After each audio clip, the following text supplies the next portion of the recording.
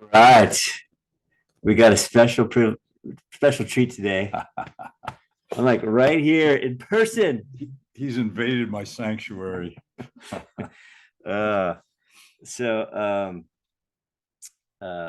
actually hold on 1 second. Okay, we're back on and I'm hoping everything works here. Because in my remote setting here, Pretty sketchy. it's very sketchy.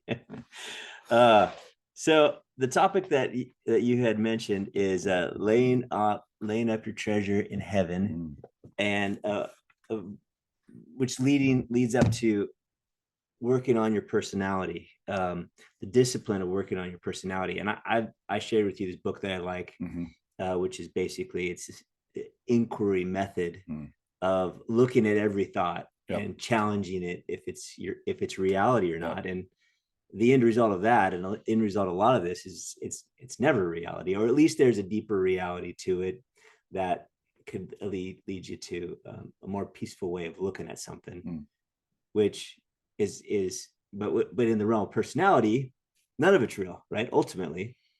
But tell me that's like down rabbit hole more and more. What would you say initially to laying up treasures in heaven? Because that seems like that concept, uh it has some holes in it, right? Just the idea of I'm going to lay up treasures in heaven. It's this other time. I have to earn it. That's what comes up for me when I hear that concept of laying up treasures in heaven. What were you thinking? Well, so I've been reading some pretty famous called near death experience, but that's not correct. These people are totally dead. It's not near death.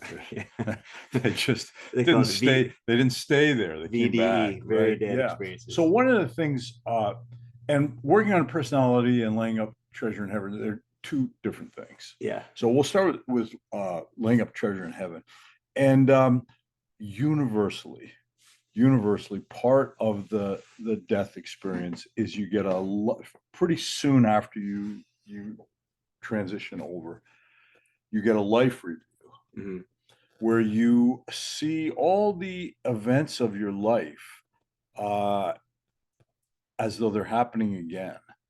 But what also happens is you get to experience it from the perspective of the other people, right? So let's just say you were step into everybody's perspective. Yeah. So let's just say you were a real bully in school and you really enjoyed dominating people and beating them up, and that was a lot of fun. So you did it for a long time. Well, when you get the life review, you get a chance to experience it as them, as bullied, feeling the fear and the humiliation. And then if you go home and tell your mom and dad and their unhappiness, and just you get to experience the totality in 3 dimension of your every thoughts, words, and deeds.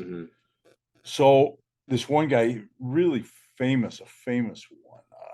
What the heck was his name? I forget his name, but he was a real bully in school, real terror, and then he joined the military and became an assassin and was really good at it. Yeah. Then became the ultimate bully. Yeah, he was really, really good at it. And then he was like 25, and he was on the phone, and lightning struck the phone system, and it went through the phone into his body. Whoa. And he died. But before he died, he went through incredible pain as his whole entire nervous system was burnt up. Wow. Yeah. So then he had a chance to talk about scripted. You think of death, you think, well, could it be a part of the plan? I mean, getting hit by lightning while you're on the phone and you're home. He calls it, he got a phone call from God. Yeah. It's like, okay, God wanted that to happen. Yeah. So, but we need to get that as a. I don't think so. Okay. No, that's you. To remind me to do a podcast. Yeah. So when he had his life review, it was extraordinarily painful, just extraordinarily painful for all the harm and damage. Yeah. And he had to live it. Every single bit of it, he had to live from the other perspective, which he says was just So it was like hell, Yeah. the pain, Yeah. you know, and then the shame as a child of God that you did all this, Mm. right? And he said it's full review in the presence of a bunch of other beings too. So it's just the humiliation and the pain and just awful. Mm. So to make that long story short, he came back and he had a couple other deaths later on in his life, but after the first one, he vowed to change, and he started. So he ended up dying more times, bunch of and like times. kind of having another. Yeah, you go through the whole thing again. You go through it all over again. Jeez. Yeah. So This guy's like a professional indie or after he came back the first time, he opened up. He formed a hospice center for helping people pass from this life to the other life, right? Wow. And he started helping people and being compassionate and forgiving, and he had a lot of insights after his first first death, and he became an incredibly different person. So he had a chance to go through his life review a couple times. Interesting. And he said, you can't believe the joy of experiencing giving love and understanding somebody in desperate need of it, like somebody dying alone. And he goes, and to look through their eyes and see you as God coming down to help them in their time of need. He goes, the joy of it. And I read a bunch. Then he died a couple more times. Each time he got better and better, because by then the majority of his life, he still had to go review his hell raising time, but it just kept getting better and better. And then I was walking around and driving. All of a sudden, the words came into my mind: "Lay up treasure in heaven." And I thought, "Oh my God, that may not be the totality of it." But I think that's a huge part of what Jesus was referring to. Don't accumulate your treasure here on earth. He said, where the moth will eat and it rust and thieves can steal. Lay up your treasure in heaven. And so the other thing that also occurred to me is when you read it, he basically briefly talks about shifting his vibrational frequency. And the higher you can raise your frequency, the closer you could say you get to the infinite creator. So the greater the joy and the bliss and all that type of thing. And later on, after like a second or third time, he remembers going through a dark bluish gray area where there were souls, but their frequency was so low that when he would put his attention on there, his frequency would lower. He didn't like how that felt. But then some higher frequency beings came and said, no, come with us. And when he put his attention on there, it would raise his frequency, and off he'd go. So they're like stuck in the afterlife. They're stuck. Those are the ones that I think that human beings have experienced as ghosts. Human beings, and what he said. Later on, he went back the first time through, he just skipped right through that. But later on, he went and spent a little more time. And these were people that either had died violently or died suddenly, or were very, very bitter and angry or afraid. And it was really interesting because the phrase that came to mind is Edgar Cayce had said, as the tree falls, so shall it lie. And he was talking about that experience of when you leave your body, but it's what it boils down to is frequency. It's all frequency. So these are people that are trapped in low frequency because they refuse to let go of it, let go of their fear or their resentment or whatever it is. And it's like, we experience the same thing as humans. If you got a friend that's just depressed, and you go to cheer them up, and you start to raise them up a little bit, but they go right back to the thing that's depressing them. Yeah, but you don't understand. I'm going through. It's like, so, okay, so you work on him, cheer him up, and start to bring him up. He goes, yeah, but I'm still. And it's like, dude, I'm trying to pull you out of that frequency, but you refuse. So that's you're committed to it. Yeah. So this is once again falls in line with my understanding that it's all about frequency. And a huge goal in your human life is to learn to bring high frequency in everything you're doing, Mhm. right? So if you learn to, so let's just say a good description of high frequency is a loving heart. Mhm. So if you learn to bring loving heart into everything you do, that's kind of starts becoming your default frequency. Mhm. So when you leave your physical body, you have trained yourself to hold this high frequency. Now it's super simple to go to even higher frequency. And that's the other thing that occurs to me. It's like, if how high you can raise your frequency when you pass over determines the level of reality you experience, Mhm.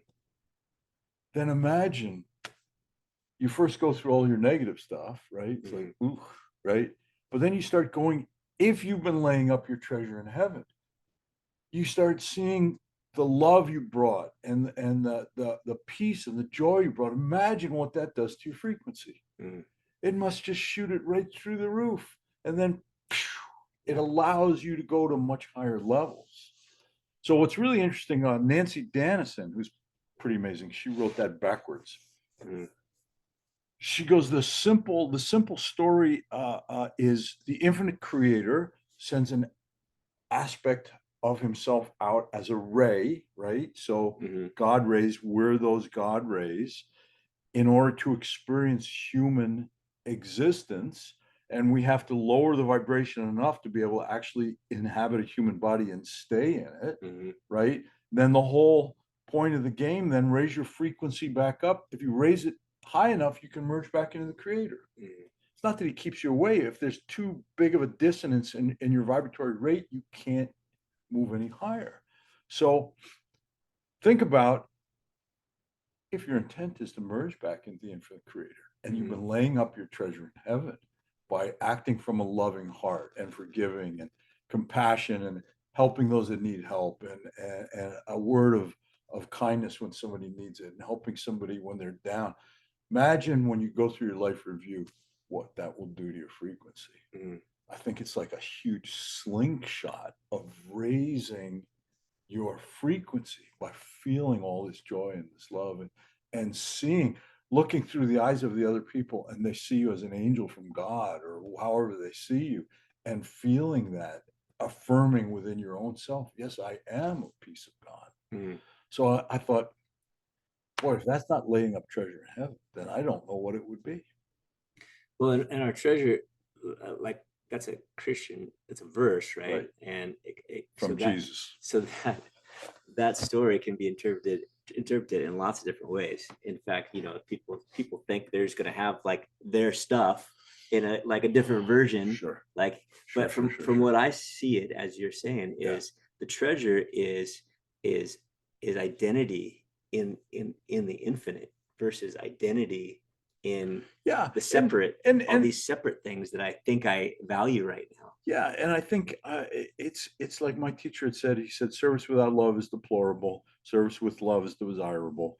Love without service is divine." Well, basically, he's talking about what is motivating your actions Mhm. to others in the world, Yeah. right? So, I'd say in the early stages for me, I did a lot of good things uh, for the karmic value. Mhm. You know, It's gonna help me out. I'm bartering with Yeah. God, Yeah. right? Yeah. I'll do this for you, but I'm expecting a little something in return, Yeah. right? Yeah. So that's, you could say that's service without love, Uh-huh. right? You're Yeah. just bartering, right? So I then, want to give this charity and yeah, I'm right, gonna exactly. look good, Yeah, or look maybe you help my good. business, and Yeah, and yeah, people go, "Oh, what a good man," and I'll get all that I can put it on praise. Yelp. Yeah, yeah, I can put it on my resume, right? Yeah. Right. But then if you're sincere and you start to, maybe let's just say in my case, feeding the homeless, Uh-huh. right? So feeding the homeless, and I started to feel compassion for these people. Uh-huh. It's like a lot of them were just mentally ill and they're just suffering, but a lot of them had enough that when you treat them with love and respect, you could see the shift in them. And that was a wonderful thing to see. Oh my gosh, bringing a little bit of peace, a little bit of, you're not getting them off the streets. You're not solving their mental illness. You're not solving their financial problems, right? But you gave them a couple hours where they felt better. So I started to feel that love. So I started doing it more with love, right? And then if you continue long enough, then you just drop all this karma and heaven, all this nonsense, and you just start operating from a loving heart. Yeah. And all the layers. And, Yeah, And the, yeah, and the progression and all those things. Yeah, you that, just start to drop all that nonsense. well, it's right? made up, right? It's all our own stories. It's a story. Yeah. It's a story, right? So the example I give is you got a mother with a new baby, right? And she's sleeping, she's exhausted, right? And she hears the baby crying. She just jumps up. Yeah. Just jumps up, because her heart, she's got so much love for that baby. Yeah. She doesn't want that baby to suffer at all if she can help it. I just heard this. There's no generosity in a mother breastfeeding her baby. It's not generous of her. That's right. It's love. It's her. She's giving it to herself. But this is what my teacher gave us progression. One is just materialism. The second one is you're starting to operate from a loving heart. The third one is you become love. You become, and this is my teacher said, service without love is divine. Excuse me. Love without service is divine. And that's it. And that's really, that's the whole game. The whole game is we are a piece of God. Yeah. And we've lowered our vibration enough to have a physical existence. The problem is then we kind of get trapped in cause and effect of this physical existence, and we can't get out. All the stories. Yeah, all the stories you're telling yourself and all the beliefs you have and all the patterns of judgment that you've accumulated trap you in lower levels of existence, right? So the whole thing is to just shed all that nonsense, right? And I think you can try to do it. The problem is with trying to do it deliberately is a lot of times you get trapped in mind games. And so it's so clever too. It's so like I can be very justified in being right about my mind game and how it's the way. Yeah. And the games go on even after our body dies. That's all these levels. That's right. That's the law of one. All those levels. You store these patterns in different energetic bodies that you take beyond the physical death. There's a certain amount when the body dies, you put in the ground, but there's a certain amount that's stored in your levels of consciousness. And what's really interesting about Nancy Dennison, and her book is Backwards, is at every level you feel like you have the whole truth. I felt I figured it out a few times. Right. And then as you get to a whole different level, you realize, well, that was just another illusion. Now you know the truth. And then you get to a higher level, you go, well, there's still a lot of illusion there. But it just, and this is why, my teacher used to drive me nuts, where he would say, he'd go, okay, chant the name of God, loving service. And he'd say all these things. He goes, this is the way. Yeah. And then later on, he'd say, none of that will get you there. Thought you had the secret. Yeah, he goes, none of that will get you there. And what he was saying by getting you there is merging back with the infinite creator. Yeah. It's dropping all of that. And this is, you use those techniques, right? You can use techniques to raise high frequency within you that you experience, as my teacher would call sacred feelings. So you raise that feeling of love, you raise that feeling of joy, you raise that feeling of compassion, and then you put your awareness in the feeling and quit talking and quit thinking. Now that takes you beyond all these patterns and just be. And I just read this one book where this kid had achieved incredible levels. And he finally realized all that stuff was still the story, that it was being from a loving heart, because you can just be without that. And that also is a dead end, right? But when you be from a loving heart, that's when it just, and that's basically what my teacher was saying. He goes, none of that will get you there. None of those techniques of the mind will get you there. They're designed to just start producing high frequency consciousness, sacred feelings within you, then putting your awareness into those feelings and just be. That's the key, because then that starts to wash away all your accumulated patterns. It's very much like I told you, he gave the illustration to one of the students. He had a sink, some dirty dishes, and there was a glass with some old milk and maybe some old bread.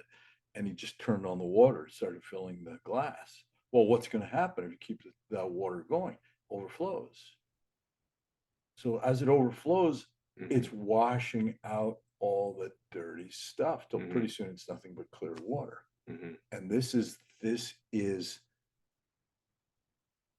highest technique that I know of. Which the only thing that's required is letting go of everything and letting the flow Yeah. do what So, it does. but even letting go might be too big of a mental trick for most people. It's like, okay, I'm trying to let go. I'm trying to let go. You're still using your mind. Yeah.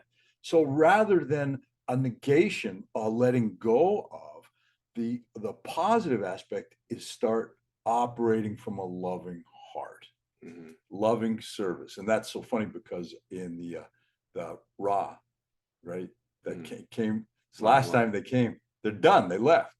The last thing they came up with, they were talking to Corey Good, is loving service and high vibrational food.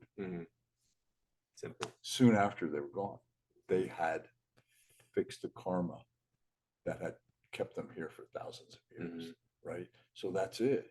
Just loving service. And so a beautiful method of practicing loving service. So I said, once I started looking at Jesus from an energetic training, it's like, hey, Jesus got some great stuff there.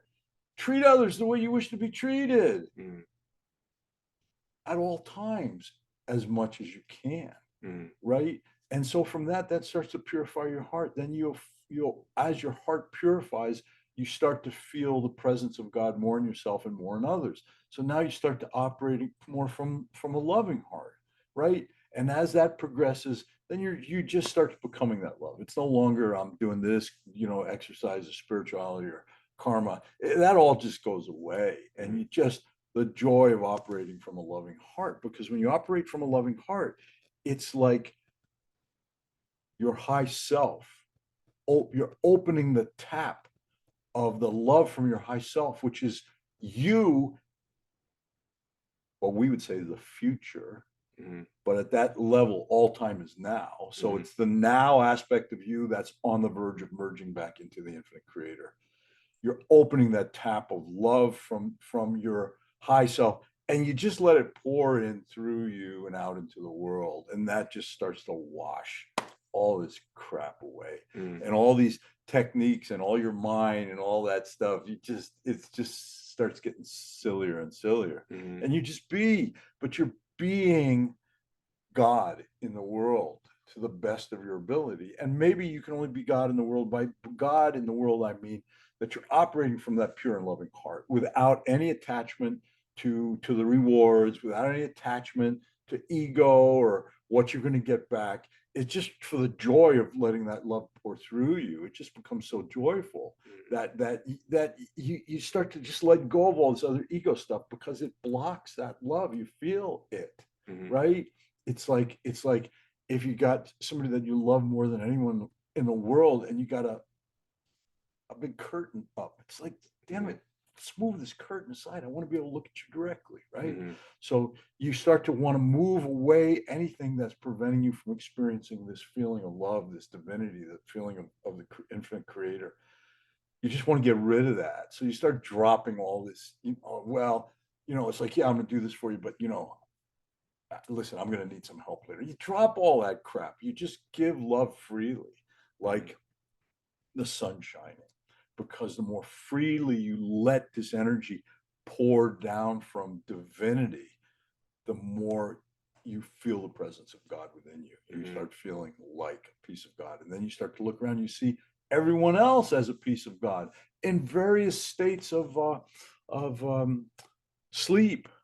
And you see somebody really, really suffering, and you wish you could just take it away, but they have to change how they're thinking. It's like your friend that's depressed or angry, and you joke around, you cheer them up, you see you lift them out, like it goes right back to it. It's like, dude, I can't take that away from you. You have to be willing to let that go. So that's, to me, that's this whole human experience. It's what the law of one talks about, discipline of the personality. When the personality takes you back to something negative, you discipline it and bring it back to positive. You start to train that personality to seek divinity always, right? It's what that high level one I was telling you about calls working on yourself. It's what that lady that you just started studying, she calls the work. It's all the same thing. You're removing this lower vibration from you by changing the pattern of thought that leads to that low vibration, right? So that's it. It all boils down to the same thing. And then you slip more and more. It's like my teacher, first time he said it, he goes, well, don't think. It's like, what? What do you mean, don't think? I had no idea what he was talking about. So later on, I started to understand. He's saying, spend more time in beingness. Raise those sacred feelings within you, love or peace or joy or whatever. Then put your attention on that. And as you put your attention on that sacred feeling, the mind gets very quiet. Or for me, it's almost like becomes like a little kid off in the corner babbling away and playing. He's still chattering away, but he's off to the side. You're in this beingness, right? So to me, that all ties together. It all ties together. The more you operate from this loving heart, the more when you leave your physical body and you get your review, it's going to be like rocket fuel to shoot your consciousness. And at that point, if you choose to merge back into the infinite creator, you can, right? But you got to understand we're immortal beings. You know what that means? It means forever. Forever is a long time. So I think we might have a particularly hard incarnation. It's like, beloved, I'm coming home, man. You just merge back into the infinite and you just rest and just be, and just incredible joy. Maybe after a couple trillion years, you go, you know what? I don't have an incarnation again. Let's do that again. That was fun. Let's do that again. I mean, you got forever. You got forever. And the infinite creator has made so many playgrounds. What did Jesus say? He goes, in my Father's house, in my Father's mansion, there are many rooms. I go to prepare a place for you. Right? This is what he's talking about. Yeah. There's so many places to exist and so many games that are being set up by the infinite creator that this is just one. And it's so funny once you begin to understand that, I joked around, I gotta watch the time. I joked around when I was teaching classes. I go, yeah, when I was first on the spiritual path, I wanted liberation because I wanted to get away from all you idiots. And they nervous laughter, right? But I mean, that's what it was. I wanted to get the hell out of here, get away from all you morons, right? But the closer you get to liberation, the more all the morons disappear and you just see God in all his different aspects, and even the most cranky, awful. It's like, yeah, that's kind of an interesting aspect of God. Need God to incarnate like that because he's an important part of the play here. We need the bad guys and the idiots that get our lessons. So that all starts to, and the thing being in a big hurry, go where? You're already God. You chose to be here. This is not punishment.